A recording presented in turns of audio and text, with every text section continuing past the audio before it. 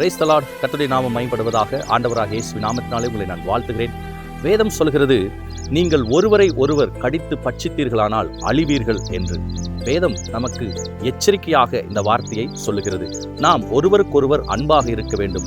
ஒருவரை ஒருவர் கடித்து பட்சிக்க கூடாது. அப்படி பட்சிப்போமானால் நிச்சயமாக நாம் அழிந்து போவோம் என்று ஆண்டவர் எச்சரிக்கிறார். அருமையானவர்களே, நீங்களும் நானும் அழிந்து போவதற்காக அல்ல இயேசு சிலுவை சுமந்தது. நீங்களும் நானும் அழிந்து போவதற்காக அல்ல இயேசு ரத்தம் சிந்தினது. நீங்களும் நானும் அழிந்து போவதற்காக அல்ல இயேசு சிலுவையில் ஜீவனை கொடுத்தது. நீங்களும் நானும் இம்மையிலும் நன்றாக இருக்க வேண்டும், மறுமையிலும் நித்திய ஜீவனுக்குள் பிரவேசித்து என்றென்றைக்கும் அவரோடு கூட மகிழ்ச்சியாய் இருக்க வேண்டும் என்பதற்காகவே இயேசு சிலுவையில் இப்படிப்பட்ட மிகப்பெரிய ஒரு காரியத்தை செய்து முடித்தார். ஆனால் இன்றைக்கு எத்தனையோ தேவ பிள்ளைகள் இதை மறந்தவர்களாக, ரட்சிக்கப்பட்டேன் என்று சொல்லியும் அன்பை மறந்து ஒருவருக்கொருவர் கடித்து பட்சித்துக் கொண்டு, ஒருவரை ஒருவர் சினந்து கொண்டு, சத்துருவுக்கு இடம் கொடுத்து கடித்து பட்சித்து அழிவுக்கு ஏதுவாக நடந்து கொண்டிருக்கிறார்கள். இதை தேவன் வெறுக்கிறார். ஆகவே ஒருவரை ஒருவர் கடித்து பட்சிக்கிற அந்த சுபாவத்தை விட்டு இன்றே வெளியே வருவோம். அன்பை நாம் தரித்துக் கொள்வோம். இயேசு சொன்னது போல, உன்னை நேசிக்கிறது போல பிறனை நேசிப்பாயாக என்ற வார்த்தையை ஆயுதமாக தரித்துக் கொள்வோம். பட்சிக்கிற சுபாவத்தை விட்டு